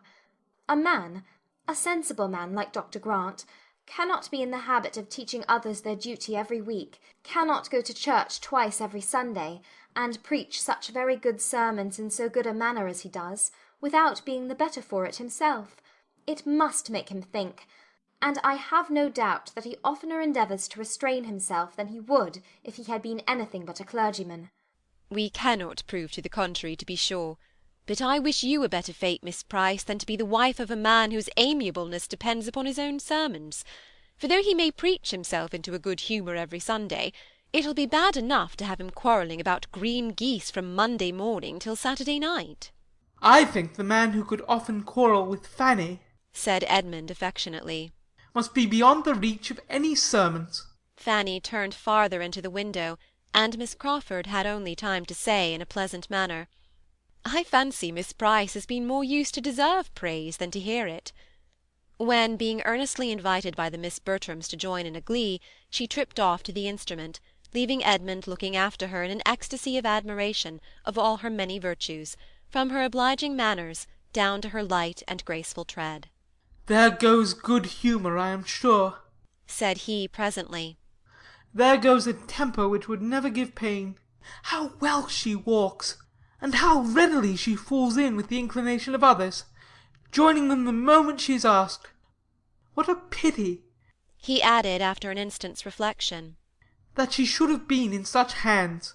Fanny agreed to it, and had the pleasure of seeing him continue at the window with her, in spite of the expected glee, and of having his eyes soon turned, like hers, towards the scene without, where all that was solemn and soothing and lovely appeared in the brilliancy of an unclouded night, and the contrast of the deep shade of the woods. Fanny spoke her feelings. "Here's harmony," said she. "Here's repose.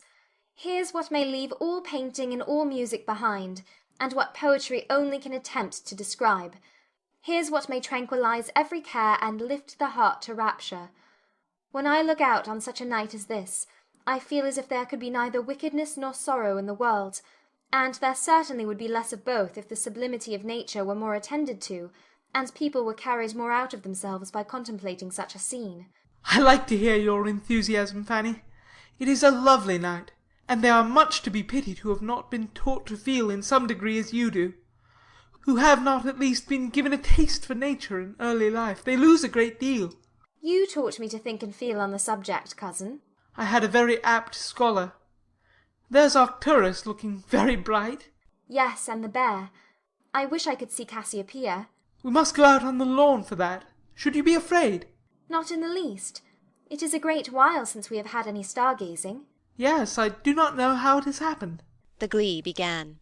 We will stay till this is finished, Fanny, said he, turning his back on the window, and as it advanced, she had the mortification of seeing him advance too, moving forward by gentle degrees towards the instrument, and when it ceased, he was close by the singers, among the most urgent in requesting to hear the glee again. Fanny sighed alone at the window, till scolded away by Mrs. Norris's threats of catching cold. End of chapter 11.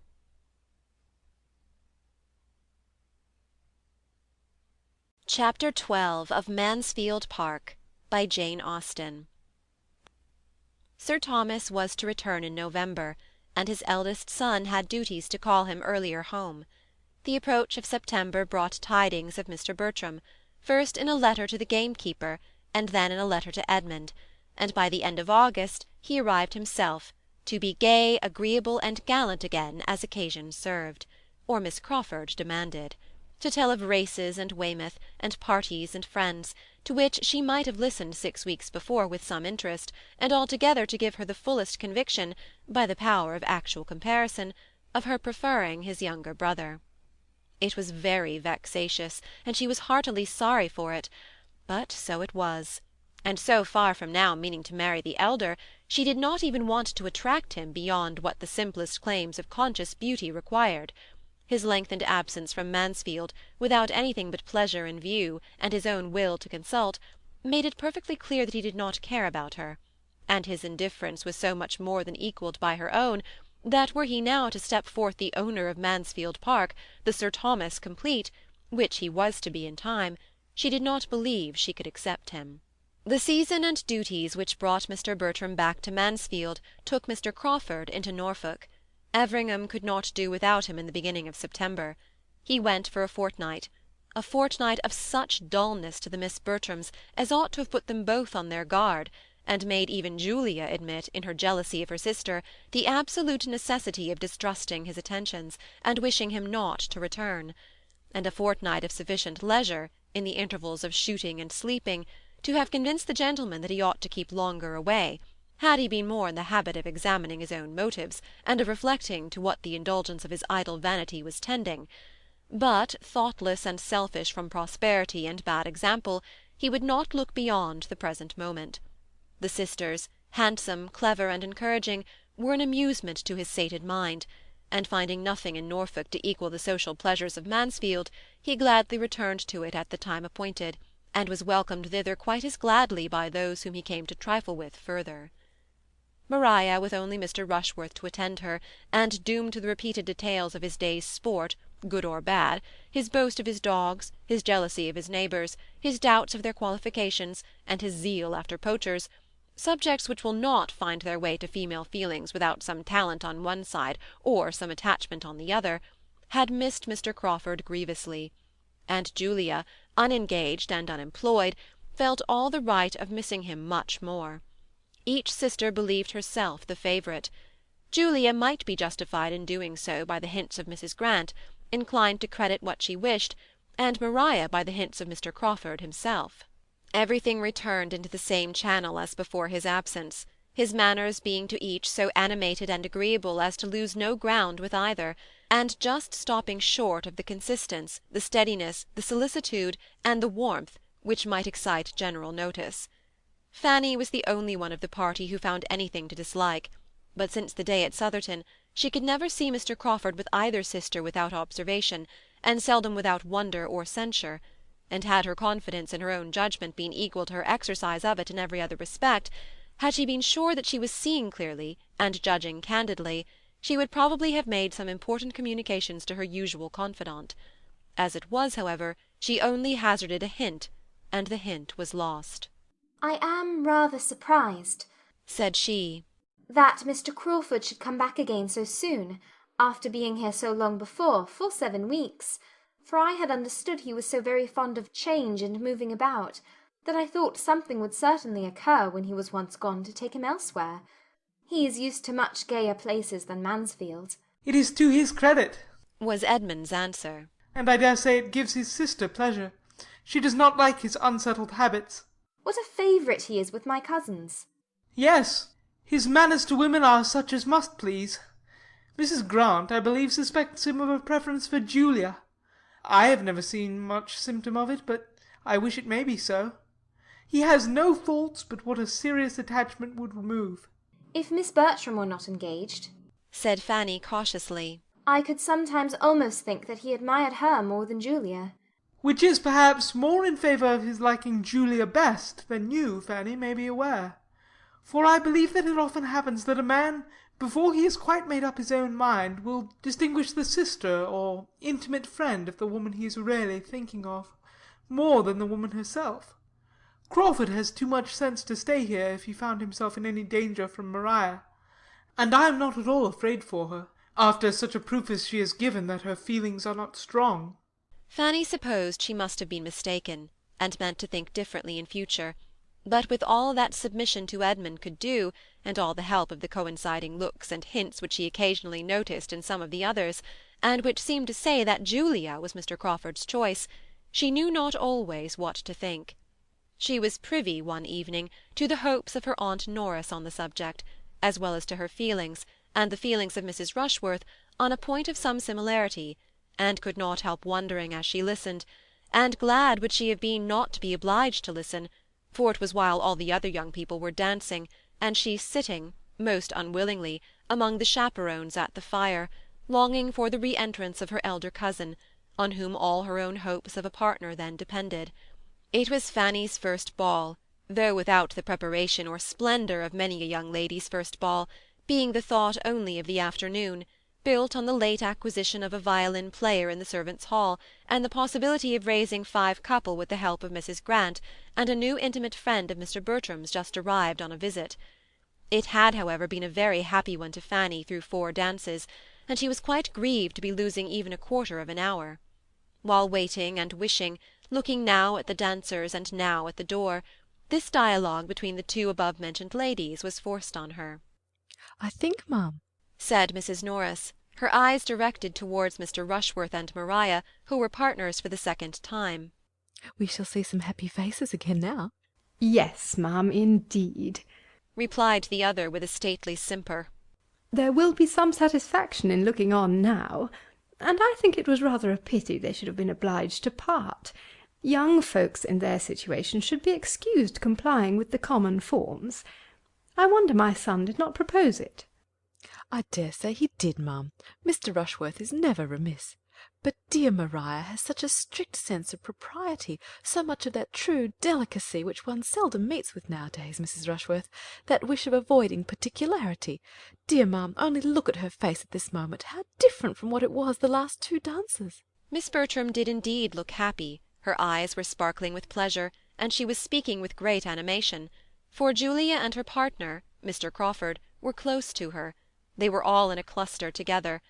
How she had looked before, Fanny could not recollect, for she had been dancing with Edmund herself, and had not thought about her. Mrs. Norris continued. It is quite delightful, ma'am, to see young people so properly happy, so well suited, and so much the thing. I cannot but think of dear Sir Thomas's delight. And what do you say, ma'am, to the chance of another match? Mr. Rushworth has set a good example, and such things are very catching. Mrs. Rushworth, who saw nothing but her son, was quite at a loss. The couple above, ma'am. Do you see no symptoms there? Oh dear! Miss Julia and Mr. Crawford. Yes, indeed, a very pretty match. What is his property? 4,000 a year. Very well. Those who have not more must be satisfied with what they have. 4,000 a year is a pretty estate, and he seems a very genteel, steady young man, so I hope Miss Julia will be very happy. It is not a settled thing, ma'am, yet. We only speak of it among friends, but I have very little doubt it will be. He is growing extremely particular in his attentions. Fanny could listen no farther. Listening and wondering were all suspended for a time, for Mr. Bertram was in the room again, and though feeling it would be a great honour to be asked by him, she thought it must happen. He came towards their little circle, but instead of asking her to dance, drew a chair near her, and gave her an account of the present state of a sick horse, and the opinion of the groom, from whom he had just parted. Fanny found that it was not to be, and in the modesty of her nature immediately felt that she had been unreasonable in expecting it. When he had told of his horse, he took a newspaper from the table, and looking over it, said in a languid way, "If you want to dance, Fanny, I will stand up with you." With more than equal civility the offer was declined. She did not wish to dance. "I'm glad of it," said he in a much brisker tone, and throwing down the newspaper again. "for I am tired to death. I only wonder how the good people can keep it up so long. They had need all be in love to find any amusement in such folly, and so they are, I fancy. If you look at them you may see they are so many couple of lovers, all but Yates and Mrs. Grant, and between ourselves, she, poor woman, must want a lover as much as any of them. A desperate, dull life hers must be with the doctor," making a sly face as he spoke towards the chair of the latter, who, proving, however, to be close at his elbow, made so instantaneous a change of expression and subject necessary, as Fanny, in spite of everything, could hardly help laughing at. "A strange business this in America, Dr. Grant. What is your opinion? I always come to you to know what I am to think of public matters." My dear Tom, cried his aunt soon afterwards, as you are not dancing, I dare say you will have no objection to join us in a rubber, shall you? Then, leaving her seat and coming to him to enforce the proposal, added in a whisper, We want to make a table for Mrs. Rushworth, you know. Your mother is quite anxious about it, but cannot very well spare time to sit down herself because of her fringe. Now, you and I and Dr. Grant will just do, and though we play but half-crowns, you know, you may bet half-guineas with him. "I should be most happy," replied he aloud, and jumping up with alacrity. "It would give me the greatest pleasure that I am this moment going to dance. Come, Fanny," taking her hand. "do not be dawdling any longer, or the dance will be over." Fanny was led off very willingly, though it was impossible for her to feel much gratitude towards her cousin, or distinguish, as he certainly did, between the selfishness of another person and his own. "A pretty modest request, upon my word," he indignantly exclaimed as they walked away. "To want to nail me to a card table for the next 2 hours with herself and Dr. Grant, who are always quarrelling, and that poking old woman who knows no more of whist than of algebra. I wish my good aunt would be a little less busy, and to ask me in such a way, too, without ceremony, before them all, so as to leave me no possibility of refusing. That is what I dislike most particularly. It raises my spleen more than anything to have the pretence of being asked, of being given a choice, and at the same time addressed in such a way as to oblige one to do the very thing, whatever it be. If I had not luckily thought of standing up with you, I could not have got out of it. It is a great deal too bad, but when my aunt has got a fancy in her head, nothing can stop her. End of chapter 12.